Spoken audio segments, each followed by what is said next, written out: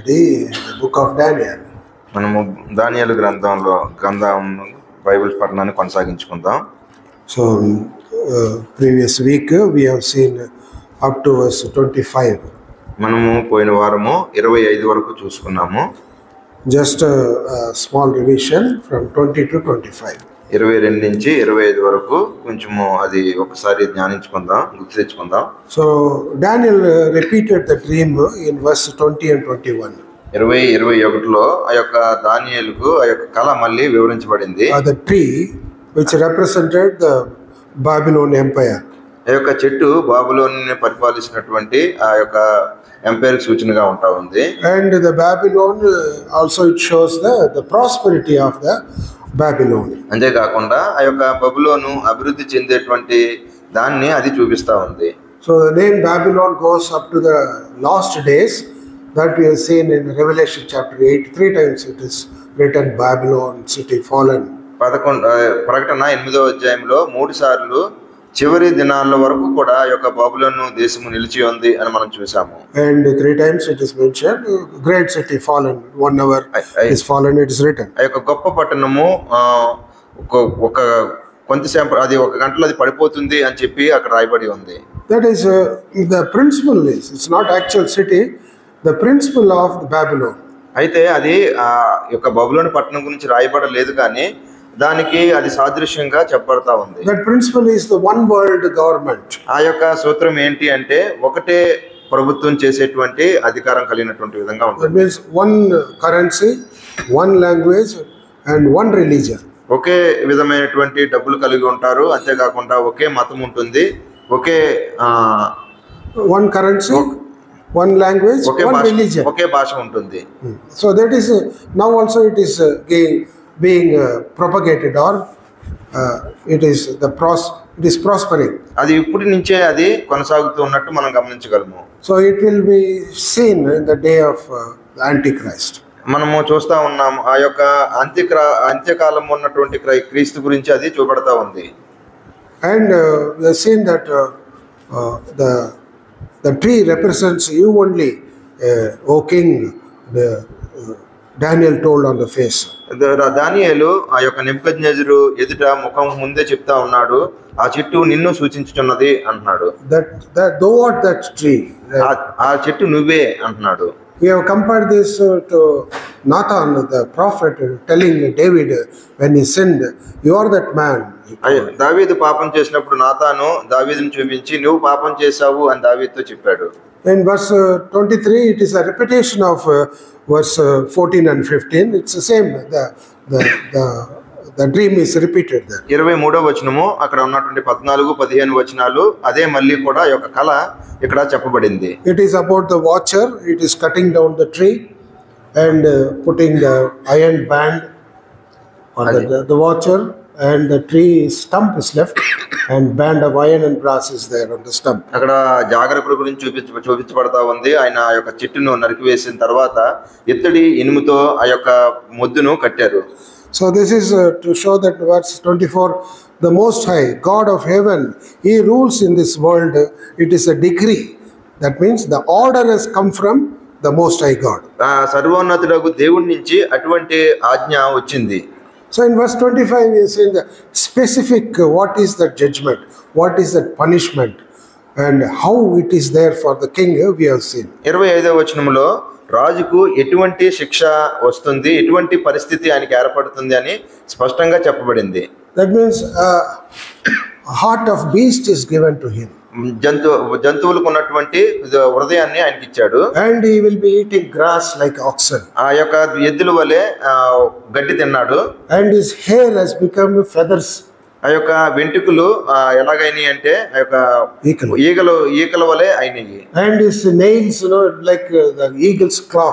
That nail. ఆ యొక్క చేతి వేళ్ళు కూడా గ్రద్దుకున్నటువంటి వేళ్ళు వలె అయినాయి. So this is the time period. Lord has set a time period of 7 times. It's written. We have seen that 7 seasons. So that is like summer, winter, autumn, and we say rain season. These are 4 seasons. So 7 seasons means added 3 more seasons. That's what the scholars say. అది దానికి కొంత సమయం కూడా ఇవ్వబడింది. ఆ విధంగా ఆయన ఉన్నందుకు అది 7 కాలములు అని చెప్పబడింది. దాని గురించి కూడా ఆ యొక్క పరిశోధకులు ఏం చెప్పారో దాన్ని చూసుకున్నాము. అలాగే మనకున్నటువంటి కాలాలను బట్టి కూడా 4 కాలాలు ఉన్నాయి. ఇంకా కొన్ని ఉండొచ్చు. Almost 1.5 years he was like that. Scholars have just found out that. రమారమి 1 సంవత్సరంన్నర ఆ విధంగా ఆయన ఉండొచ్చు. So the reason why this thing happened, King Nebuchadnezzar did not understand the meaning of the first dream. రాజుకు ఇదంతా కూడా ఎందుకు సంభవించింది అంటే మొట్టమొదటి కళ ఆయనకు వచ్చింది. ఆ యొక్క కళను ఆయన అర్థం చేసుకోలేకపోయాడు. And the chapter 3 we find that fiery furnace, there also Lord has spoken to him. He failed to understand. అక్కడ 3వ అధ్యాయంలో ఆ యొక్క అగ్నిగుండంలో వేసిన తర్వాత కూడా ఆయన దేవుణ్ణి సరైన విధంగా ఆయన అర్థం చేసుకోలేకపోయాడు. So Lord is speaking to him in the second dream, which is the full 4th chapter, discovering the second dream of Nebuchadnezzar. ఇది 4వ అధ్యాయంలో ఆయన రెండవ కళకు సంబంధించినటువంటి విధము మొత్తం 4వ అధ్యాయం అంతా కూడా రాయబడి ఉంది. And in this dream Lord is speaking about the judgment which is pronounced on the king Nebuchadnezzar. రాజుకు రాబోయేటువంటి తీర్పు గురించి ఈ యొక్క కళలో అది చెప్పబడింది. The purpose is that he should understand or learn a lesson that the Most High ruleth in the kingdom of men. మనుషులు పరిపాలించేటువంటి దాని మీద అంతటి మీద కూడా సర్వోన్నతునకు దేవుడు హస్తం ఉంది అనేటువంటి అర్థాన్ని ఇక్కడ ఇస్తా ఉంది. So if we go through all the next verses, we will find that he learned the lesson through a hard way.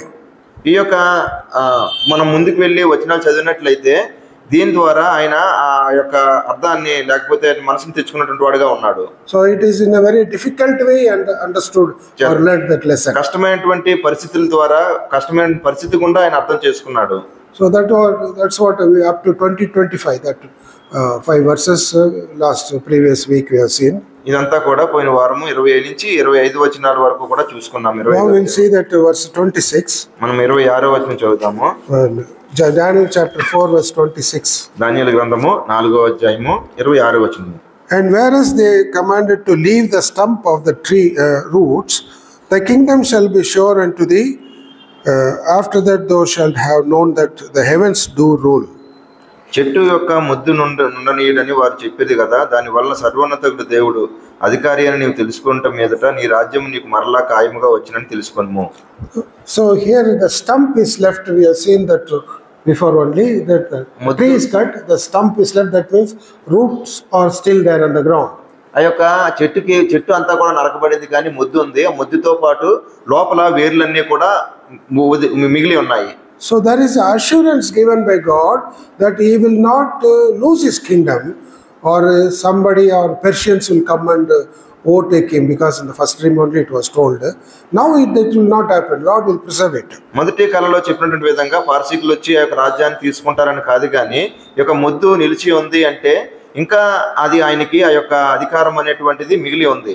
The stump shows that there is hope for the king. ఆ యొక్క ముద్దు ఏం చూపిస్తా ఉంది అంటే రాజుకు ఒక నిరీక్షణను ఇస్తా ఉంది. That is reflected in Job. అది యోబు గ్రంథంలో దాన్ని ప్రస్తావించబడింది. Job chapter 14 verse 7 to 9, you see that about a tree which has been cut, it will spring back. It is written. Please read 7 to 14 7 నుంచి 9 వరకు. అది చిగుర్చుననియో దానికి లేత కొమ్మలు వేయననియో నమ్మకం కలదు. దాని వేరు భూమిలో పాతదైపోయినను, దాని అడుగు ముద్దు మట్టిలో చీకిపోయినను, నీటి వాసన మాత్రం చేత అది చిగుర్చును, లేత మొక్కలు అనే అది కొమ్మలు వేయను. See, chigripetti, that again it will blossom, it will come up, leaves will come, the branch will come, start growing. అక్కడ చిగురు పెట్టి అక్కడ మళ్ళీ కొమ్మలు వస్తాయి, అలాగే ఆకులు కూడా వస్తాయి దానికి. That is why Lord left the stump in the ground, that there's a hope for the king. అందుకోసమనే ఆ ముద్దు విడిచిపెట్టబడింది. ఆ యొక్క రాజుకు అది నిరీక్షణగా ఉంటా ఉంది. So the Lord, when he put the judgment, it is not forever for the children of men. It's not forever when he chastises or punishes judgments. not for a long time. దేవుడు శిక్షించేటువంటిది కావచ్చు, లేకపోతే ఆయన బాధ పెట్టేది కావచ్చు, ఎటువంటి పరిస్థితులు తీసుకొచ్చినప్పటికీ కూడా అది చిరకాలం ఉండేటువంటిది కాదు. Because we have seen that is time period is given, 7 seasons only will be, the king will be undergoing this affliction. అక్కడ రాజు ఏ విధంగా ఆ యొక్క బాధలు పడాలో లేకపోతే జంతువులే ఉండాలో అన్న దానికి 7 కాలాలు అని స్పష్టంగా దాన్ని సూచించబడింది. That shows God's kindness. He delights in mercy. అదంతా కూడా దేవుని యొక్క దయను చూపిస్తా ఉంది, ఆయన కనికరాన్ని చూపిస్తా ఉంది. He will not retain his anger forever. In Micah it is written. మీకాలో రాయబడిన విధంగా ఆయన కోపము నిరంతరము అది నిలిచి ఉండేది కాదు. You see that మీకా చూడండి, మీకాలో I think it is 7 verse 18. 7:18. Micah 7. వారు చేసిన అతిక్రమముల విషయమై వారిని క్షమించు దేవుడైన నీతో సముడైన దేవుడు ఉన్నాడా? ఆయన కనికరం చూపితే ఎందు సంతోషించేవాడు కనుక నిరంతరము కోపగించడు. See, here Lord will not be ever angry. He has not forsaken the king Nebuchadnezzar. For a time period he has given because he delights in mercy. రాజును పూర్తిగా నాశనం చేయాలని లేకపోతే రాజును పూర్తిగా ఉంచకూడదు అనేటువంటి ఉద్దేశం దేవుడికి లేదు, కానీ ఆయన పట్ల కనికరం కలిగిన వాడుగా దేవుని కోపం నిరంతరం ఉండేది కాదు అని చెప్పబడతా ఉంది. So till 7 times pass, that is a time limit, Lord has given. 7 కాలములు ఆయనకి ఇవ్వబడింది.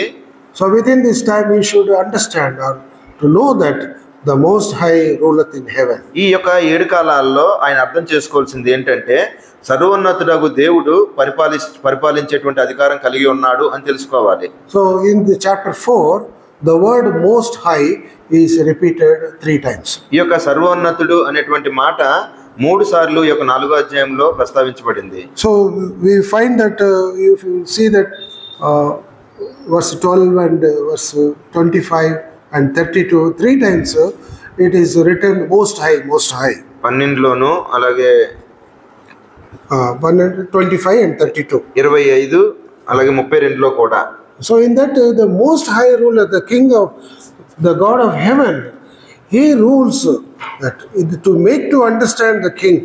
సర్వోన్నతుడగు దేవుడు ఆయనే ఆ యొక్క రాజ్యాన్ని లేకపోతే చేసేటువంటి వాడుగా ఉన్నాడు. So it's a visualized scene how it will be there in heaven. Actually we won't know. It's written according to Revelations. The 4 beasts and 24 elders and thousands of angels surrounding the throne of God.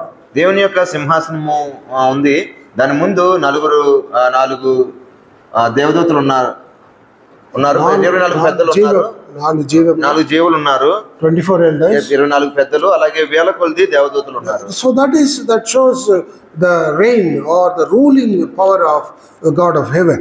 అటువంటి విధమైనటువంటి అధికారం కలిగి ఆయన దేవుడు పరిపాలిస్తూ ఉన్నాడు. So it is when it is written 3 times, God is pressing some point or he is undermining some point. He is making that point very important. ఇది చాలా ప్రాముఖ్యమైనటువంటి ఆ యొక్క ప్రస్తావన ఆయన చెప్తా ఉన్నాడు. In the Bible there are some occasions written for us. It has been written 3 times. మన కొరకు 3 సార్లు బైబిల్ గ్రంథంలో రాయబడి ఉంది. So I have taken few. First Samuel, when he was small, Lord called him 3 times. సమూయేలు మనకు తీసుకున్నట్లయితే మనము 3 సార్లు దేవుడు సమూయేలు పిలిచాడు. You see that 1 Samuel chapter 3 verse 8, it's written Lord called him the 3rd time. 3 times he called. 1 సమూయేలు 3లో ఉంది. ఒకసారి యెహోవా 3వ మారు సమూయేలును పిలువగా అతడు లేచి ఏలీ దగ్గరికి పోయి చిత్తం నీవు నన్ను పిలిస్తే ఇంకో వస్తున్నానగా. So here next you find Elijah. He wants to do the sacrifice in front of the all Israelites and the prophets of Baal, and he told that you pour water on the altar 3 times, he said. ఎలియా ఆ యొక్క బలిపీఠం ముందు బలి అర్పించే ముందు 3 సార్లు నీళ్లు ఆ బలిపీఠం మీద ఏమని చెప్తాడు. You see that 1 Kings chapter 18 verse 34. మొదటి రాజులు 18:34. 1 Kings chapter 18 verse 34. మొదటి రాజులు 18:34. అది అయిన తర్వాత 2వ మారు ఆ ప్రకారమే చేయడం అతను చెప్పగా వారు 2వ మారు అలా చేసి 3వ మారు చేయడానికి వారు 3వ మారు చేసి. So here according to the word of God he has done third time, 3 times. ఇక్కడ కూడా దేవుని వాక్యంలో 3 సార్లు రాయబడి ఉంది. How many times Lord Jesus prayed in the Garden of Gethsemane? Gethsemane వనంలో యేసుక్రీస్తు ప్రభువారు ఎన్నిసార్లు ప్రార్థన చేశారు? He went third time. 3 times he prayed, Matthew 26:44. మత్తయి 26:44లో 3 సార్లు ఆయన ప్రార్థన చేశారు. We find that the third time he went and prayed, it's written. మూడోసారి వెళ్ళి 26:44. ప్రార్థన చేయడానికి వెళ్ళాడు అని మనం చూడగలుగుతాం. And very famous one, Peter. పేతురు గురించి Lord asked 3 times. 3 సార్లు అడిగాడు ఆయన్ని, Peter, do you love me? నువ్వు నన్ను ప్రేమిస్తున్నావా? Kada? John's Gospel chapter 21 it is written. Yeah. Lord Jesus asking 3 times. యోహాను సువార్త 21వ అధ్యాయంలో యేసు ప్రభువారు పేతురుని 3 సార్లు అడుగుతూ ఉన్నాడు, నువ్వు నన్ను ప్రేమిస్తున్నావా అని చెప్పి. So Bible scholars say because he denied Lord 3 times, that's why Lord has to ask 3 times. That is also his correct point. Bible పరిశోధకులు ఏం చెప్తారు అంటే యేసు ప్రభువారిని 3 సార్లు ఆయన బొంకాడు కాబట్టి యేసు ప్రభువారు కూడా పేతురుని 3 సార్లు ఆయన అడిగాడు అనేటువంటి విధంగా చెప్తారు. But here for us it is God's purpose that he has to take care of the sheep and he has to feed the sheep. It's God's purpose. That's why he asked 3 times. అది దేవుని ఉద్దేశమై ఉంది. ఎందుకంటే దేవుని యొక్క గొర్రెలను ఆయన మేపాలి, లేకపోతే వాళ్ళని పిలుచుకోవాలి కాబట్టి ఆయన ఉద్దేశించాడు. So for this purpose only in chapter 4 the Most High ruleth. He the God of heaven, Most High, that's a title been given to our God.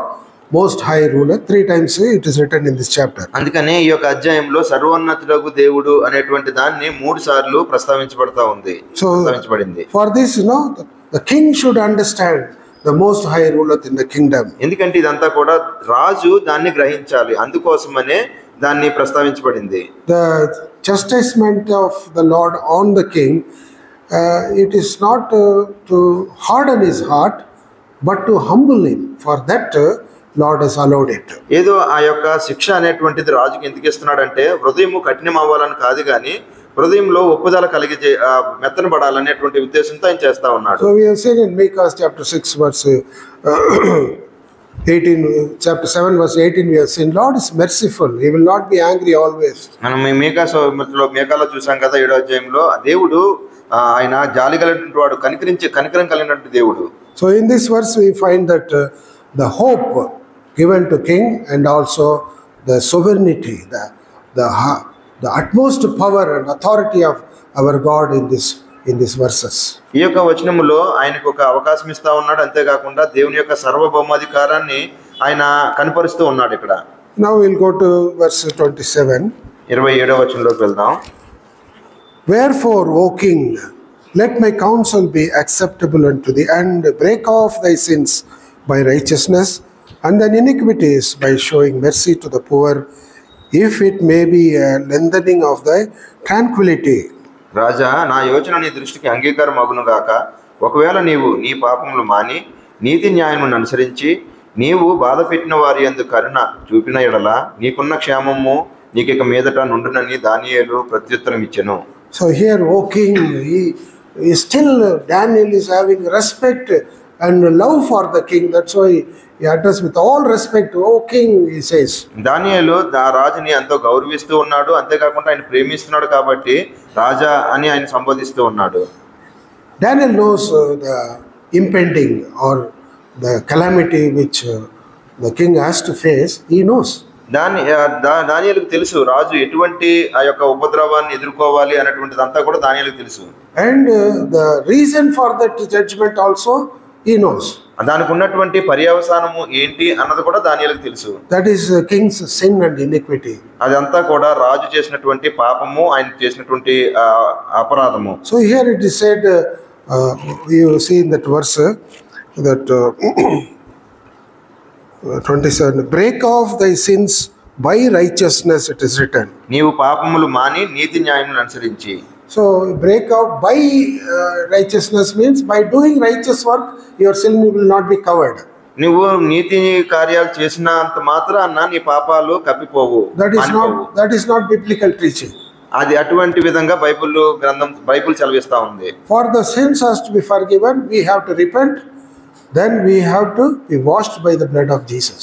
పాపములు క్షమించబడి ఒప్పుకొని యేసుక్రీస్తు ప్రభు రక్తం ద్వారా కడగబడాలి. We have to confess, మనం ఒప్పుకోవాలి and repent, పశ్చాత్తాపడాలి, then we receive the forgiveness.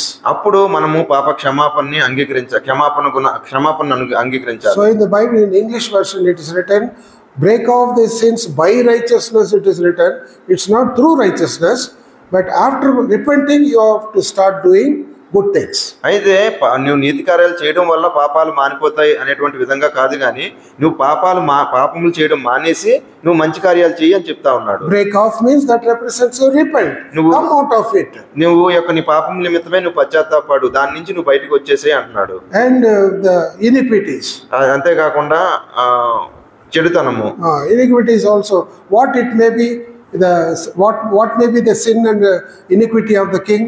రాజు చేసినటువంటి ఆ యొక్క చెడ్డ పని ఏంటి? It may be the hard labor for the captives. ఆ యొక్క బందీలుగా ఉన్నటువంటి వారిని బానిసలుగా ఎక్కువ శ్రమ పెట్టినటువంటి వాడుగా ఉన్నాడు. And oppress them. వాళ్ళందరినీ కూడా తొక్కివేసినటువంటి వాడుగా ఉన్నాడు. Take all the work and don't pay them. That was the previous the history. పని అంతా చేయించుకొని ఎటువంటి పైసలు వాళ్ళకి డబ్బులు ఇచ్చేటువంటి వాడు కాదు. It's oppression. ఆ విధంగా వారిని అణచివేశాడు. That's why Daniel told him that you break off that sin and the iniquity. అటువంటి విధమైనటువంటి పాపాలను నువ్వు నీ చెడుతనాన్ని నువ్వు దాన్ని విడిచిపెట్టావు. So it's very difficult for the king. రాజుకి చాలా కష్టమైనటువంటి పని అది. The people who are habituated, usually they do the sin. It's very difficult for them to sin, repent. అలవాటు పరంగా పాపం చేసేటువంటి వారు ఆ యొక్క పాపాలను విడిచి బయటకు రావడం అనేటువంటిది చాలా కష్టమైనటువంటి పని. So you may be knowing what is this. ఇదేంటి తెలుసు? Everybody will be knowing. అందరికీ తెలుసు. Who is this? ఎవరైనా? Koshdesh is the order. Jeremiah chapter 13 verse 23. Can the ఇర్మియా 33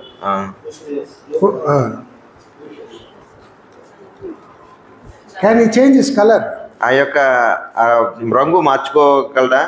Today the makeup industry, beautification industry, $1 million industry, that is to change the color of the skin.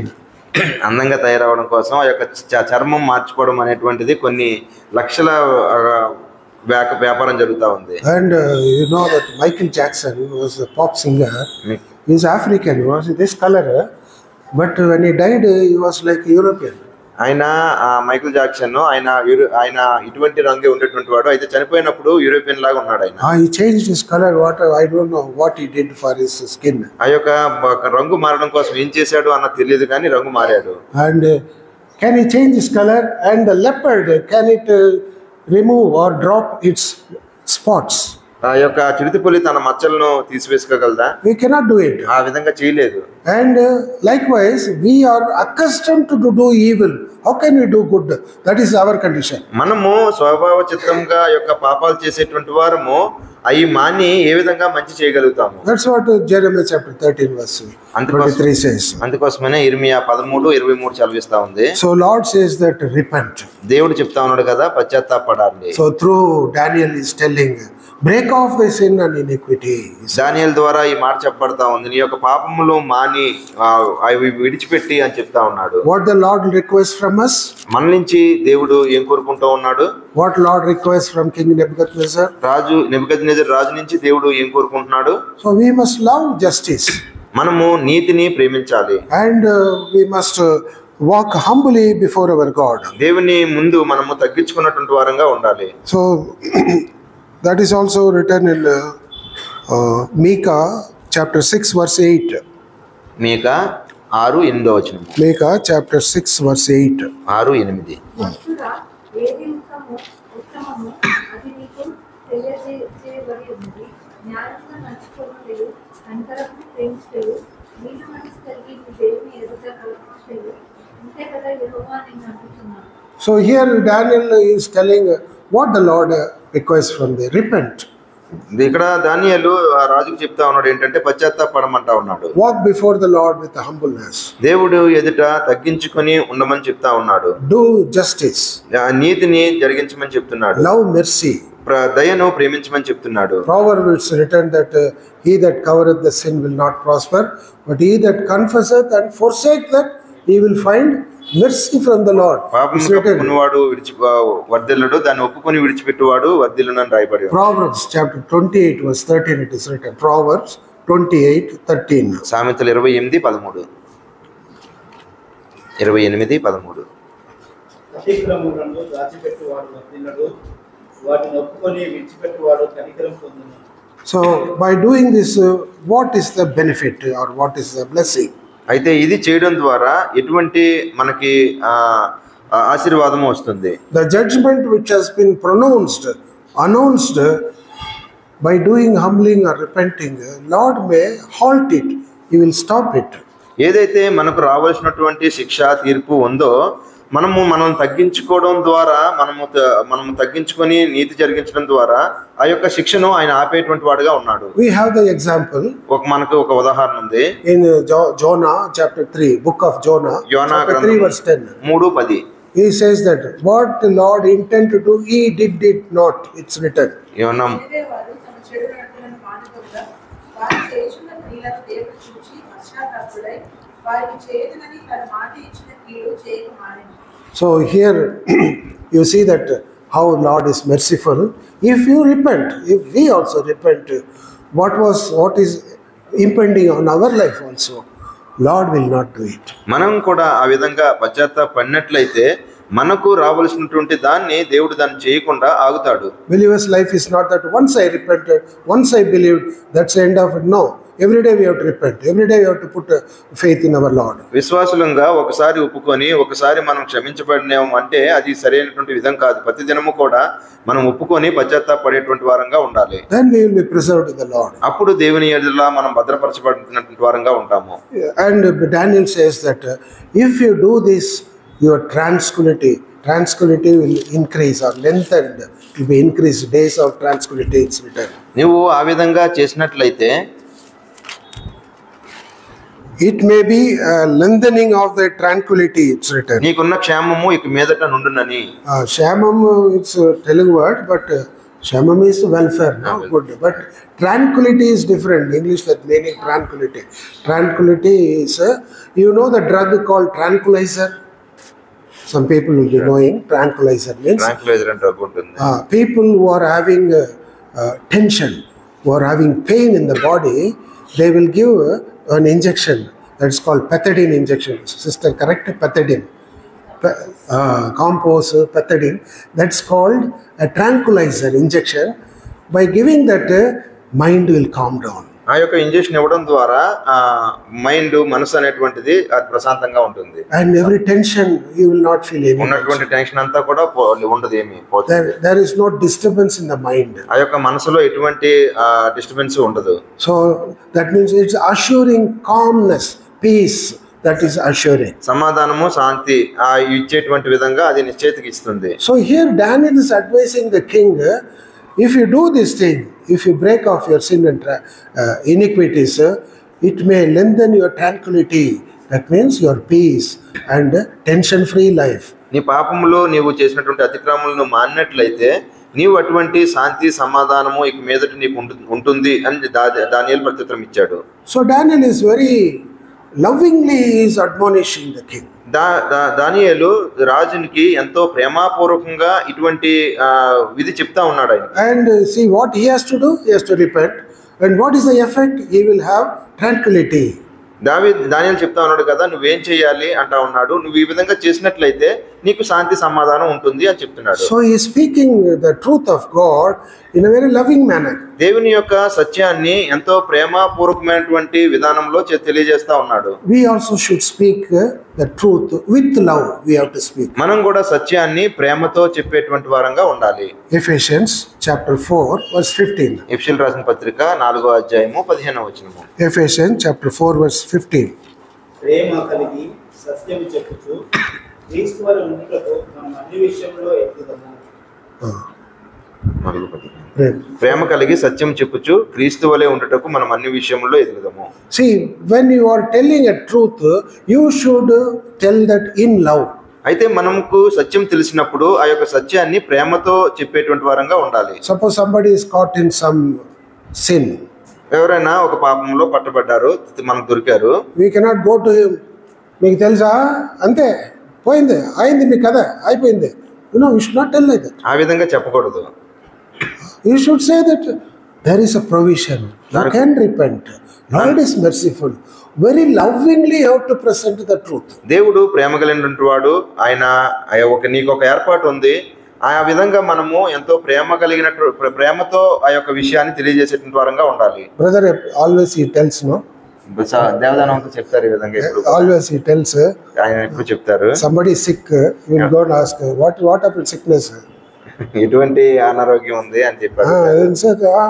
నాకు తెలిసిన వారు కూడా brother అట్లే అయింది, అలాగే రోగం వచ్చింది బ్రదర్, ఆల్ అదర్ ఈ సఫర్డ్ బ్రదర్, ఇలాగే రోగం వచ్చింది, అలాగే బాధపడ్డారని చెప్పారు. Sick man, what a point, ఆయన అప్పుడే చచ్చిపోయినాడు brother. Like that we should not tell the truth harsh way. We should always tell the truth with love. అయితే care and burden we have to tell the truth. మనము సత్యాన్ని కోపంతో చెప్పేటువంటి వారంగా ఉండకూడదు, కానీ మనము హృదయపూర్వకంగా అది సత్యాన్ని ప్రేమతో చెప్పేటువంటి వారంగా ఉండాలి. King did not like it, but Daniel, with very humble way, he is with love, he is giving admonition to the king, break off your sin and iniquity. ప్రేమతో ఆయన గద్దిస్తా ఉన్నాడు, నీ యొక్క పాపములు నువ్వు ఒప్పుకో, నువ్వు క్షమించబడు, వాటిని విడిచిపెట్టు అని చెప్తా ఉన్నాడు. Then only you will have a peaceful life, undisturbed life. అప్పుడు ఎటువంటి డిస్టర్బెన్స్ లేనటువంటి జీవితాన్ని నువ్వు జీవించగలుగుతావు, సమాధాన శాంతితో ఉండగలుగుతావు అని చెప్తా ఉన్నాడు. So the lesson from this verse is that we also should repent. ఈ యొక్క పాఠం మనకి ఏం నేర్పిస్తుందంటే మనము పశ్చాత్తాపడాలని చెప్పి, in order to receive the peace of God in our heart, దేవుని యొక్క సమాధానాన్ని మన హృదయంలో పొందుకోవాలి. and we have to speak the truth always with love. మనం కూడా సత్యాన్ని ప్రేమపూర్వకంగా ఇతరులకు చెప్పేటువంటి వారుగా ఉండాలి. We will go to the next verse. తర్వాత వచనంకు వెళ్దాం. 28th verse. 28. All this came upon the king Nebuchadnezzar. పైన చెప్పినదంతయు రాజు నెబుకద్నెజరునకు సంభవించెను. So this is when the Lord speaks, it will happen. ప్రభు చెప్పాడు అంటే అది జరుగుతుంది. When he speaks, he will not take back his words. దేవుడు మాట్లాడాక ఆ యొక్క మాటల్ని వెనక్కి తీసుకోడు. When he has passed the judgment upon King Nebuchadnezzar, until he repents, it will happen. నెబుకద్నెజరు మీద ఆయన తీసుకున్నటువంటి పనిష్మెంట్ ని ఆయన జరిగిన దాకా కూడా, అది ఆయన పశ్చాత్తాపడిన దాకా కూడా అది మళ్ళీ వెనక్కి తీసుకోలేదు. He sent the decree through the watchers to the king. ఆ యొక్క జాగరకుల ద్వారా ఆ యొక్క ఆజ్ఞ రాజుకు వచ్చింది. So Lord will do it. దేవుడే చేశాడు దాన్ని. ఎజెకియలు chapter 12 12వ అధ్యాయము verse 25. 25వ వచనము. ఎజెకియలు chapter 12 12వ అధ్యాయము verse 25. 25వ వచనము. యెహోవా అయిన నేను మాట ఇచ్చుచున్నాను, నేను ఇచ్చు మాట ఇక ఆలస్యము లేక జరుగును. తిరుగుబాటు చేయువారులారా, మీ దినములలో నేను మాట ఇచ్చి దాన్ని నెరవేర్చెదను. ఇదే ప్రభువు యెహోవా వాక్కు. See, the Lord what he has pronounced, he will do it. ఏదైతే ఆయన పలికాడో దాన్ని చేసేటువంటి వాడుగా ఉన్నాడు దేవుడు. Numbers 23:19. సంఖ్యాకాండం 23:19. Numbers 23:19. సంఖ్యాకాండం 23:19. దేవుడు అబద్ధం ఆడుటకు ఆయన మానవుడు కాడు, పశ్చాత్తాపపడుటకు ఆయన నరమాత్రుడు కాడు. ఆయన చెప్పి చేయకుండా, మాట ఇచ్చి స్థాపించకుండా.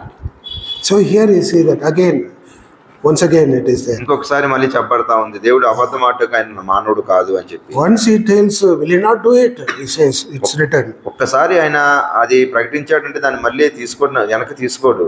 Another word is there, Habakkuk chapter 2 verse 3. హబక్కూకు 2:3. Habakkuk chapter 2 verse 3. 2వ అధ్యాయం 3వ వచనము. హబక్కూకు. సమాప్తమవుటకై ఆతురపడుచున్నది, అది తప్పక నెరవేరును. అది ఆలస్యముగా వచ్చినను దాని కొరకు కనిపెట్టును, అది తప్పక జరుగును. So here he says that though it may delay, but without fail it will come. ఒకవేళ అది ఆలస్యం కావచ్చు కానీ జరగకుండా మాత్రము ఉండదు. That's what in the verse 12 chapter 4 Daniel verse 20 what is that verse 28 says that all these things came upon King Nebuchadnezzar. అదే దానియేలు 4:28లో చెప్పబడింది కదా, పైన చెప్పినదంతయు రాజుకు నెబుకద్నెజరునకు సంభవించెను. And we'll go to the next verse, verse 29 we'll go, and 30 also we'll cover.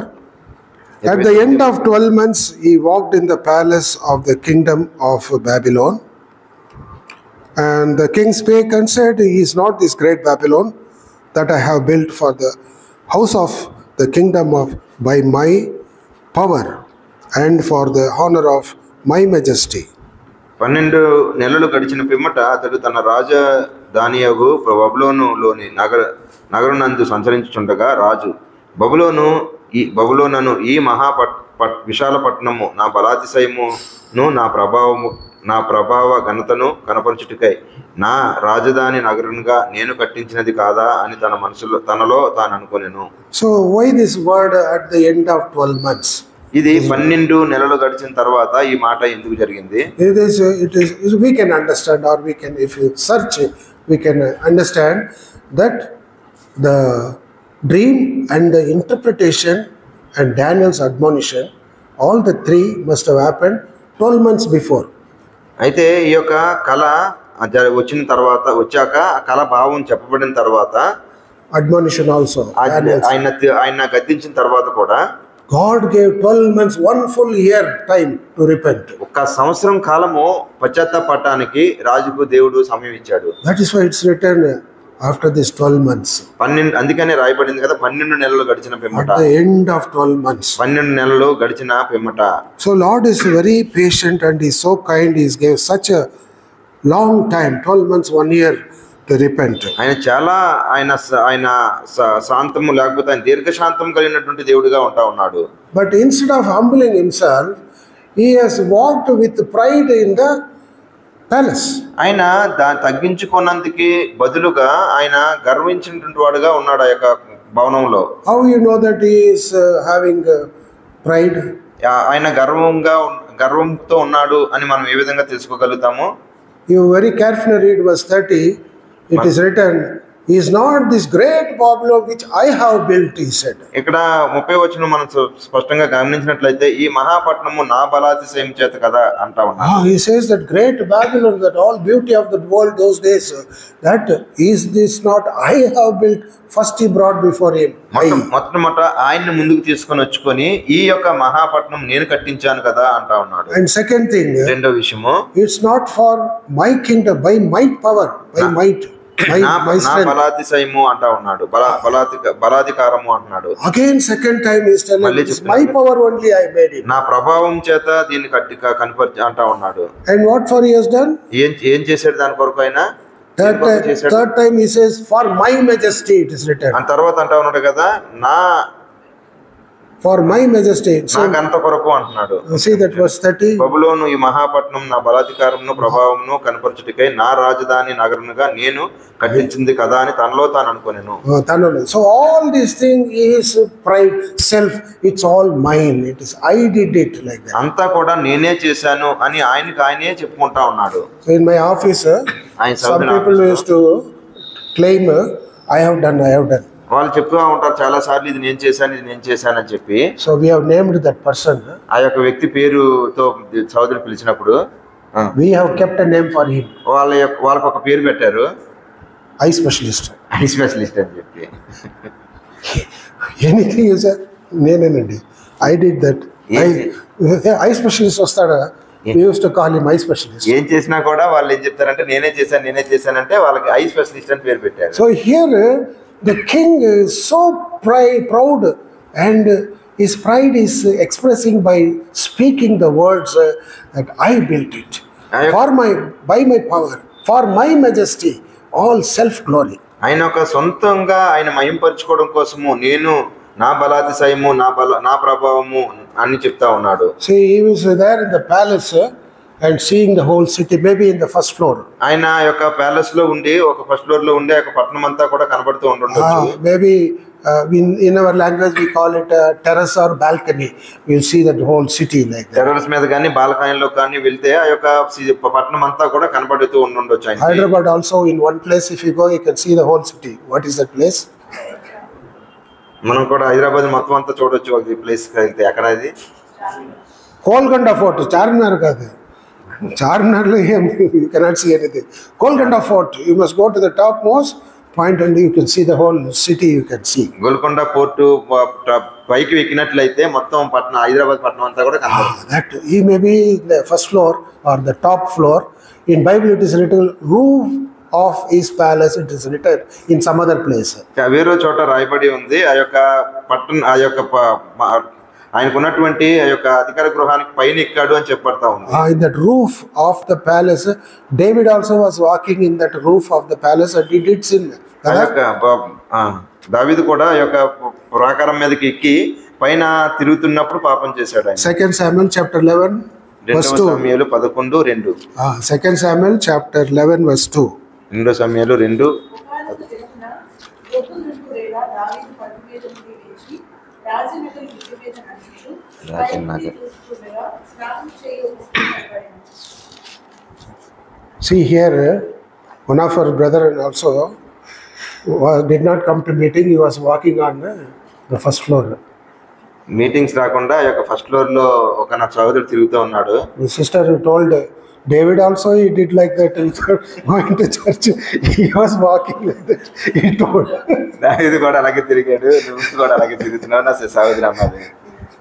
So when David walked the roof, he sat down and he did sin. ఆ యొక్క నగరి ప్రాకారం మీదకి పైన ఎక్కి ఆయన ఆ యొక్క చూసి పాపం చేశాడు దావీదు. So here also King Nebuchadnezzar in his palace, he saw the whole city and he was very proud. ఆ యొక్క ప్యాలెస్ పైకి ఎక్కి ఆయన చూస్తూ ఆ పట్టణం అంతా చూస్తే ఆయన గర్వించినటువంటి వాడుగా ఉన్నాడు. This pride is abomination to Lord. ఈ యొక్క గర్వము దేవునికి ఎంతో అసహ్యం కలిగించేటువంటి విధంగా ఉంది. See that Proverbs సామెతలు chapter 16 verse 5. 16:5. Chapter 16 verse. హృదయులందరూ యెహోవాకు హేయులు, నిశ్చయముగా వారి శిక్ష ఉంటుంది. హేయులు That is abomination. It is Lord is totally rejects that. He doesn't like that pride. ఆ గర్వము అనేటువంటి దాన్ని దేవుడు ఎక్కడా కూడా అసహించడు. ఆయనకు అది అసహ్యమైనటువంటి కార్యం అది. So here after hearing the dream, God 12 months to repent. He did not humble king, but pride has come to his heart. 12 నెలలు సమయము ఆయనకి ఇచ్చినప్పుడుకి కూడా ఆయన తగ్గించుకోనందుకు బదులు తన హృదయంలో ఆయన హెచ్చించి గర్వించినటువంటి వాడుగా ఉన్నాడు. So you should not have pride. మనము అటువంటి ప్రైడ్ కలిగి అంటే గర్వం కలిగి ఉండకూడదు. So the pride is abomination to the Lord. గర్వము అనేటువంటిది దేవునికి హేయమైనది. Do you have pride in our life? మన జీవితంలో అటువంటి గర్వము కలిగి ఉంటా ఉన్నామా? Brother also tells something regarding pride. We all know that. మీ అందరికి కూడా తెలుసు దాంట్లో ఈ యొక్క గర్వం గురించి ఒక మాట చెప్తాడు. VBS time. VBS సమయంలో ఉందా ప్రైడ్ ఆఫ్ ఫేస్, గర్వంతో ఉన్నటువంటి ముఖము, రేస్. అది యొక్క రేసు. రేస్ అంటే జాతి, మా ఏ జాతి కలం కులము. ఫేస్, రేస్, ప్లేస్, స్థలం. అరే ఢిల్లీ అండి, come from the capital city of India అండి. Delhi belong to that place pride of place. స్థలము మేము ఢిల్లీ నుంచి వచ్చాము, క్యాపిటల్ నుంచి, ఇండియాకి క్యాపిటల్ గా ఉంది, అక్కడి నుంచి వచ్చాము అని చెప్తారు. Like that many people will be pride about that birth place. వారి యొక్క ఉన్నటువంటి పుట్టుక ఉన్నటువంటి స్థలం గురించి చాలా మంది ఆ విధంగా చెప్తారు. అండ్ ప్రైడ్ ఆఫ్ గ్రేస్, కృప గురించి కూడా. ఫేస్ అంతగా ఉందండి, నాలాగా ఎవరు లేదండి, ఆహా అంటారు, నేను ఎంత అందంగా ఉన్నాను అని చెప్తారు. Face, pride of face, race దేవుని తక్కలేదండి. Highest quality class people, highest గా ఉన్నటువంటి మేము ప్రజలమని చెప్తారు. Face, race, place. That grace, Lord has kept me here preach. I only will preach. Lord has given me authority. That's the pride of grace. ఆ యొక్క దేవుడు ఇచ్చినటువంటి కృపను కూడా వాళ్ళు నాకు ఇక్కడ బోధించేటువంటిది, ప్రకటించేటువంటిది అవకాశం ఇచ్చాడు అనేటువంటి విధంగా కూడా ఉంటారు. So that we should never have pride in our life. ఎటువంటి గర్వం కూడా మన హృదయాల్లో ఉండకుండా చూసుకోవాలి. That is why Lord does not like. It's abomination to the Lord. ప్రభుకి అది ఎంతో హేయమైనటువంటి కార్యంగా ఉంటా ఉంది. So what happens because of the King Nebuchadnezzar's pride, we will see in the coming classes. మనం ఆ యొక్క గర్వం వలన రాజుకి, నెబుకద్నెజర్ రాజుకి ఏమి సంభవించిందో ముందున్నటువంటి తరగతుల్లో చూద్దాం. So the lesson is that we should not have pride. ఇప్పుడున్నటువంటి ఇవ్వబడినటువంటి పాఠం ఏంటి అంటే మనము గర్వం కలిగి ఉండకూడదు. So may the Lord help us to understand. దేవుడు మనకి అర్థం చేసుకుంటకు దేవుడు సహాయం చేయను గాక.